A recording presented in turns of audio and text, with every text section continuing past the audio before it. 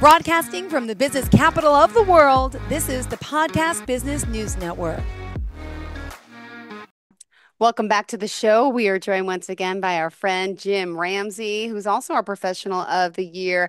He's the director of Aletheia Marriage Counseling and has served many years with mental health capacity, helping people as a family therapist. Again, he's licensed also for marriage therapy too, since 1974, although he doesn't look that old.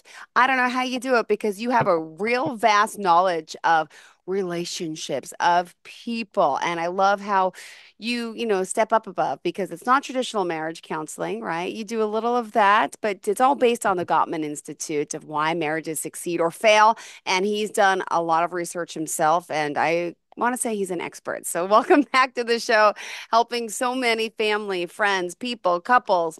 How are you today? Doing pretty well. It's good to be back with you. Oh, thank you. I know you've had a lot of experience under your belt in helping so many, even with retreats, helping those before divorce, after divorce, through divorce. But we want to keep our people together, and that's mostly obviously what we're trying to do here with Christian counseling and all that you offer. So first and foremost, give us a little more of your background, and I'm going to tell them to visit the website, aletheamarriagecounseling.com. That's Yeah, ALETHEIA, marriagecounseling.com. Go ahead. you got it. That's right. I suppose a couple things I haven't really told you about is back in 2000, I had a one-year contract with the Air Force to do workshops in Air Force bases all across the country, and two of them outside the country. That was quite an experience. And basically, at that time, I was working with the John Gray organization doing Mars Venus workshops, and also family Yeah. workshop helping with kids and so forth. So I've done quite a number of things over the years, but the main thing is just helping people save their marriages. Yes. Well, thank you for being here and being back joining us today.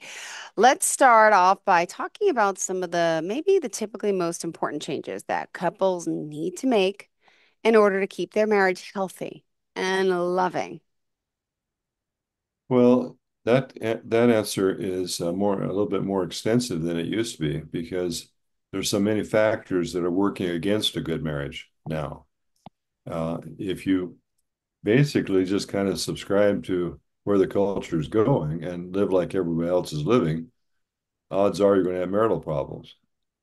This is the fact because Yeah. people are so absorbed in their media all the time and in their work all the time and in all this activities. Their kids are supposed to be in all these camps. They can't even have dinner with you in the evening because they're all trying to be professional quarterbacks or basketball players or Yeah. it just our culture has become so intrusive. There's so many things that are taking time and demanding of people. Wow. Research shows that the average family uh, doesn't spend uh, more time in having dinner together than about 35%. And of those, I think it's only 17% that have dinner together without the TV on. Oh So my that's just another goodness. example. Yeah. So I guess my answer would be you have to kind of buck the culture. You need to find a way to have a simpler life. Make sure that making money, and a lot of it isn't more important than having a good marriage. Yeah. If you're going to be a successful business person, you're going to also have to become successful at prioritizing your relationship and your family. Yeah. Make sure you're spending enough time. Otherwise, things just start going downhill. And you get more and more distressed and frustrated and angry, and they get lonely and emotional, and everything just gets worse and worse. So you got to spend time with your kids. You got to spend time with your Yep. spouse. You got to continue courting each other throughout your lifetime. You don't do that just to get Nope. married. Nope. You spend time sitting around looking at the views, sit on the back porch and watch the sunset, go for walks, after dinner, go out somewhere and take a little drive or whatever. But you have to keep that relationship primary, or you Yeah. are on into trouble sooner or later because things build up. And the other thing is you really got to learn how to understand the differences between you and your spouse. Men and women both care about each other and they both have feelings, but they're manifested differently. You're on two wavelengths. It's very important that A man learns how to get on his wife's wavelength and really understand what's going on and Yep. how she's feeling and what she needs, and not try to fix her based on his way of doing things. Yes. Oh You my don't tell her what goodness. she should be doing or stop doing or try to fix it some way. You need to let her talk about all of her feelings, which oftentimes are a lot of them, and you need to be really curious and compassionate. If you don't, she's going to feel more and more like shutting down or being really emotional. And when she gets really emotional or shuts down, that really messes with the guy. He feels like I can't be successful as a husband. I'm trying to help her. She doesn't want my help. She's always reacting to me. She's always emotional. And so what he does is he becomes more angry, more quiet, more weird. So she's got to get on his wavelength and understand he's not a woman. And he's doing the best he can to help you. But if he's not helping you, you need to ask specifically for what you want with a smile and with an air of, I want your help. I love you. Not just like you're mad at him and would you please do this, or you have an attitude. It just backfires. Everything goes up and down and inside out. You've got to learn how to honor each other, respect each other, value each other as two parts to a whole called a couple. Yeah. There's nobody running the show. You're doing it together, you're partners. This Oh my stuff, gosh. it's different than what the world's doing right now, I you know, know? right? Oh my gosh, it is. And by the way, we also talk about, hey, let's do this before we get married. Let's talk to you beforehand, right? There's nothing wrong in Yeah. that. Yeah, again, the culture is really making big mistakes. They want to hop in the sack after a week or a month. Yeah, that's not the way to go. You need to know somebody, spend a lot of time, spend time with their families, with their friends, doing activities, talk, talk, talk, talk, talk. Really make sure that you are comfortable and you feel compatible and understood and comfortable with this Yeah. person before Wow. you even start kissing them. I mean, you got to take your time, slow down. Yeah. Oh my It's gosh. a Well, big decision you're making. it is. And we wanted to make sure it's have a solid foundation beforehand. So Mhm. let's also discuss some of the main mistakes, big mistakes that couples try that make, unfortunately, that lead to some problems and eventually divorce. What are some of these mistakes? Well, the biggest mistake, kind of getting specific about some of the generalities I shared here a bit ago, is you're not doing the things that makes your partner feel like they are absolutely the most important Hmm. person in your activity in the world to you.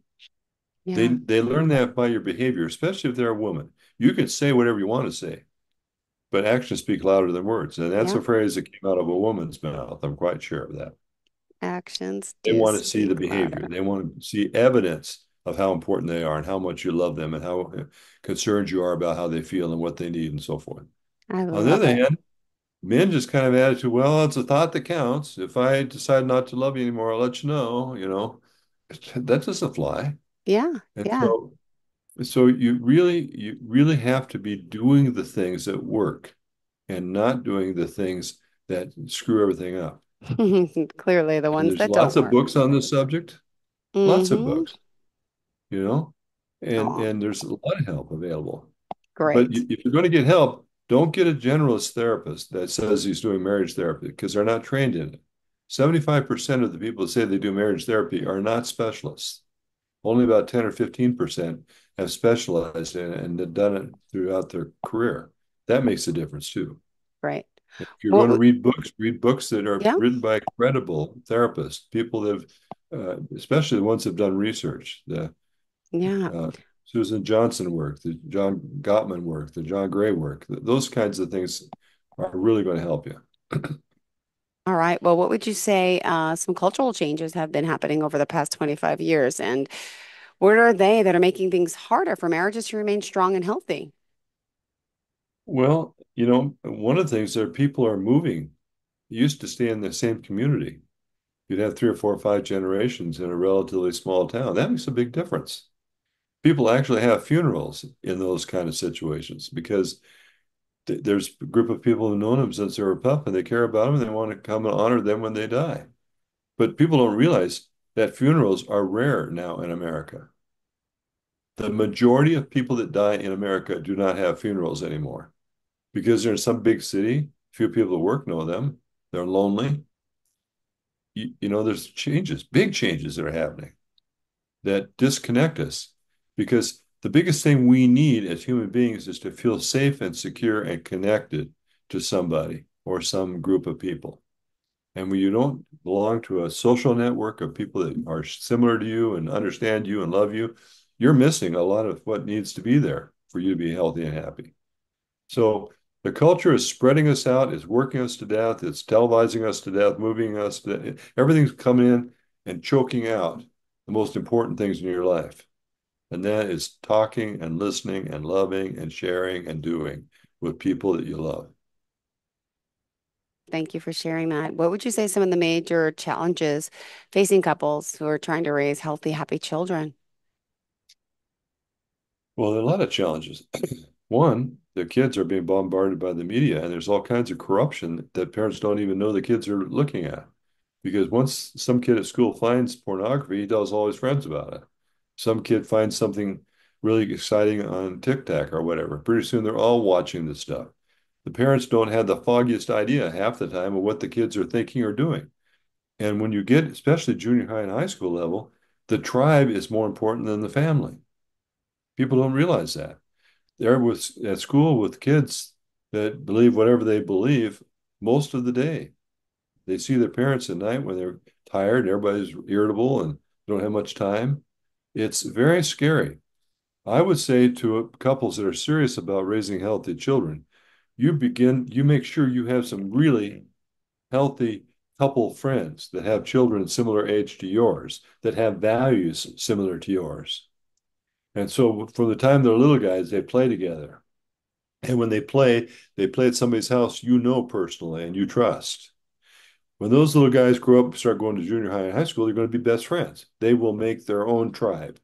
All you need is just one person that shares your values to break conformity pressure. If you're there by yourself and you're the only one that you thinks or believes or acts the way you do, pretty soon you're changing because you want to fit in. And so it's very important that you establish roots for your kids, friends that are healthy, families that are healthy. And again, I'm a Christian. I think a church is a very good place to find those kind of people, where you see them on a regular basis. You know these people well. You have home groups, you have potlucks, the kids get in youth group, all that kind of stuff helps to give them the kind of background they need to stand up to the culture that in many ways is becoming perverted and unhealthy. Thank you for that. And what about, would you say what changes in the nuclear family have made it harder for young adults to have healthy marriages? Is that true? Well, yeah, it really Hmm. is. The nuclear family is kind of becoming kind of unusual in a way. I mean, most families now have third or fourth marriage and second or third anyway. I've seen people have had five marriages, the kids are just sprung out. A lot of the kids are scared to get married because they don't want to get divorced. So I think the answer is to live together. Living together, the research shows, is a bad habit. It actually leads to more divorce than not living together. So, you really have to understand what a commitment is. Living together is not a commitment. That's an experiment. And when you live together with somebody 2 or 3 years and the back door is always open, the tendency is to have the back door open even when you're married because you're insecure. Got it. You need to understand how to be secure in yourself and in a relationship. And when you make a commitment, you make a commitment and you And you know how to stick keep with your it. promises. Yep. That's not popular these days. Nope. People always run. They try to do the easiest thing, from First what I. thing to do is get out of there. That's right. All right. Well, thank you for sharing that. And also, let's talk about some changes that have occurred in our culture over the past 25 years in our values and morals. I feel like that's affecting a lot of young couples who want strong marriages these days. Well, the thing that happens when you live a few years, like I have, is you see how things change. Yeah. What was good is now bad in some ways by the culture. It's kind of square or it's old or they make jokes about the 50s and 60s and some of the TV programs. I'm here to tell you that those people in those TV programs in the 50s and 60s were reflecting what life was like in the typical families in those days. You look at it from our perspective, oh man, that was weird. No, it wasn't. It wasn't weird at all. That was what a healthy family did. They sat at the table and they talked and they did, Hmm. but No TV, no phones. Nope. man, I mean, there's so many things that have changed. I mean, it's Yeah. just radical changes. What was Yeah. true is false. What was good is bad. It's inside out and upside down. Yeah. And it's hard to get your bearings when you live in a place like that because everything is relative. See, that's it, the thing about our Judeo-Christian values in our country. They were pretty well agreed upon. This Mm-hmm. is what we believe. This is what's right. This is what's wrong. Now, when you come in and start trying to uproot the cultural roots of the country, which has been going on, Yeah. then you lose. And then everybody's deciding what's true and what's false. Everybody's trying to decide what's right or what's wrong. It doesn't work very well. Yeah, for sure. And let's talk about some relational needs. What are they that are frequently not met with our current culture? Well, I don't want to sound like a broken record, Hmm. but the But yes, I know. biggest thing people need is to feel connected with other people, especially special people like mom and dad or wife or parents. They need to know they are understood, they are Hmm. loved, they are accepted. The nice thing about the Judeo-Christian values that we have is the idea that God loves you, regardless of what you've done. Jesus died on the cross for everybody. It's your issue whether you want to accept him and live with a relationship with the God that created you. Yeah. Now, if you will do what you want to do, you can do that. But at Wow. least the values are mercy, grace, love, trust, commitment. These kinds of things have been part of what made us special as Americans. And we need to get it back. Now, you call it what you want, but we need to have some kind of agreed upon values. Otherwise, everybody just does whatever they want. And if you don't agree, then you're wrong. That's it. Well, also, what about would you say happens when, how do we say, um, a young couple moves away from their family and friends to maybe find another job in a different state, or which spouse is most likely to have the most difficulty adjusting and why? Well, I found that first of all, uprooting from your family and friends and all is a difficult thing for everybody. But it's especially difficult for wives because they tend to be closer to their mom, closer to their family and their sisters. And it's a bigger deal to go on some adventure with their husband to some faraway place where it may not have what they're used to. They're not used to the town size. They're not used to not having a church that they went to when they were kids or part of. Or, they go somewhere where everything's new and they don't know anybody. Now the guy goes to work. Of course, the wives go to work as well a lot of times, and you have some acquaintances at work, but you've got to get plugged in somehow to a network of people that become family. That's where churches is such a value because you meet with these people every week or more than once a week, and you know them, and they become your church family. Sometimes you're closer to the family at church than you are at home because your family is in Texas and you're in Montana. And so you got to find some place to have security and connection. The ones that miss it the most are the women. And the men are the most adventuresome. Let's go to Alaska. Let's go here. Let's go there. And I'm a man, so I can relate to that. But you got to understand, a woman needs security. That home is part of her. Leaving a home is a hard thing for a woman to do. Starting all over is a hard thing to do. So the more understanding you are as a man, you may be able to save a lot of problems that just come from expecting too much change for your wife. Putting her in a situation where you're gone at work all day and she's home with little kids by herself in some place she doesn't know anybody. That is hard, really hard and dangerous. Absolutely. And what about, would you say, maybe some steps that a young couple who, do have to move right into a new community away from their friends and relatives, what steps should they really take to make sure they have a solid foundation? Well, I understand that, you got to make a living. And some towns where you grow up are really small and they don't have the opportunities, and there are a lot of reasons to go somewhere else. But you want to really take the changes seriously. You need to be thinking about a place that you go that has the things that both of you need. Now, maybe one of you wants to be in the outdoors and have more outdoor activities and be in a smaller town. Maybe the other one came from a larger city where there are all kinds of shopping opportunities and educational opportunities with work and whatever. You can't go from A to Z and not expect some problems because it's hard to make those adjustments. So if you're going to leave home and get a job somewhere, you want to think about what are the things that are at that new place that work for both of us. What about social connections? What about churches? What about schools? What about the kind of schools you want? What about values? You know, do you have any relatives there? Maybe you're leaving your mom and dad, but maybe there's uncle and aunt or some other people that you know.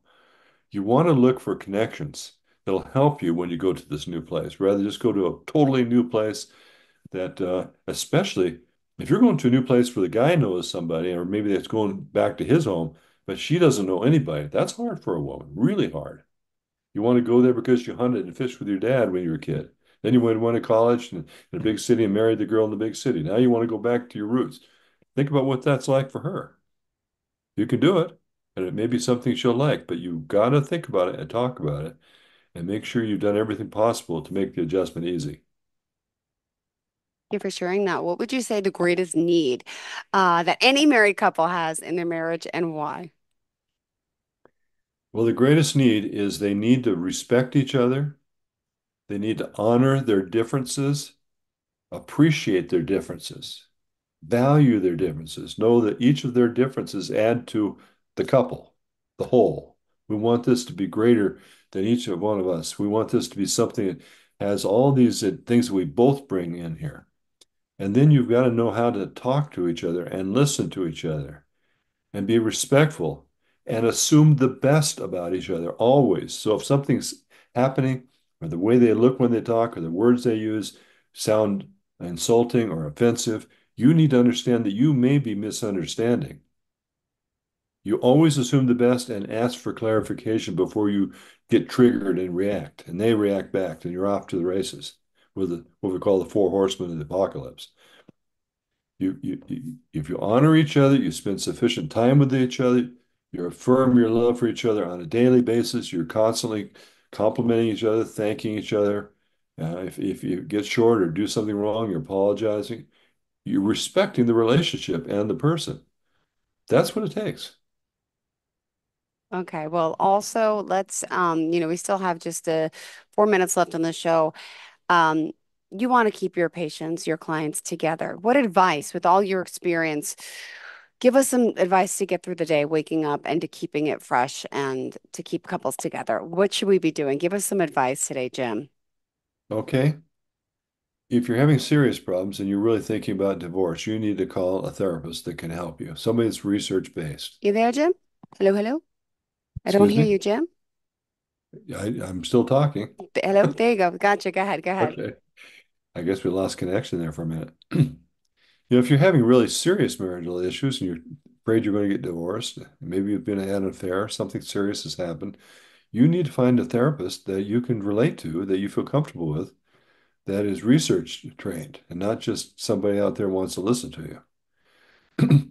But aside from that, you need to take more time to get alone and just spend a weekend talking about your future, talking about how do we like what we like and what don't we like and what do we like, and make some decisions together about how we can change the way we do things.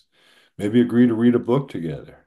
Maybe read the Gottman research together. Read Susan Johnson's book, Created for Connection, or Hold Me Tight. But get going on really seriously evaluating your relationship and talking about what can we do to make it better and what do we want to be like 5 years from now, 10 years from now? What's retirement going to look like? You got to start really talking about us and listening to each other and getting around people that are well married themselves. Find some people that have happy marriages. Be friends of theirs where you get the good influence helping you. And waking up and telling each other that we love each other every day. Yeah, you say that before you go to bed. You say that about 10 times during the day too. That's what you naturally say because that's what you feel. You're lucky to be married to them. Mm-hmm. All right, You good. appreciate Because them. well, Yeah. we are thankful that you're here and always so willing to help so many people. And I urge people to start talking to you, talking to someone. And it's Yeah. important to reach out. How can we contact you, Jim?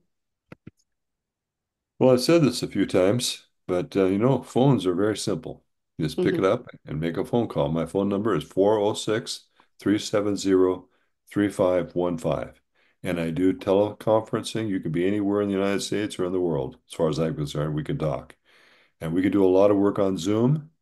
If you want to work with me personally, we can set up a private intensive weekend where we get together and talk. But I don't do that until we've done everything we can on Zoom. So you're Beautiful. ready to really get the job done. I We are don't ready. I don't want to mess with you. I want to fix what's the problem. I want to get you there.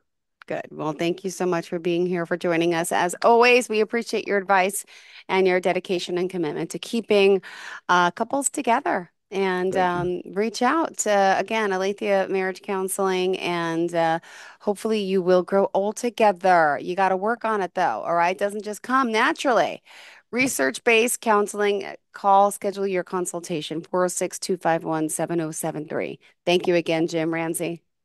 Are you looking for even more of the podcasts and hosts that you love? The Podcast Business News Network is proud to announce that you now have even more ways to listen live. Check out the MyTuner Radio, online radio box, and Simple Radio apps on iOS and Android, or find us online. Search for Business News Network on mytuner-radio.com, or search Podcast Business News Network on streama.com and onlineradiobox.com/US. Take your podcast on the go and don't miss a minute of the action.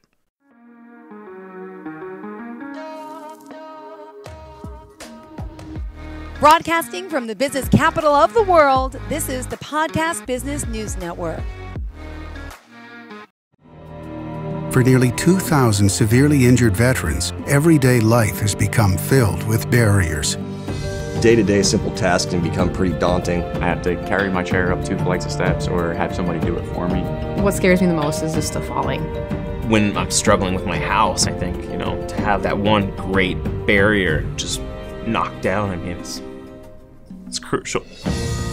Home for Our Troops is a wonderful nonprofit that builds a Mortgage-free, fully adaptive, handicap-accessible house. And there's no catch. It'll be our very first home that we've ever owned. This is a game changer. This is where your life begins again.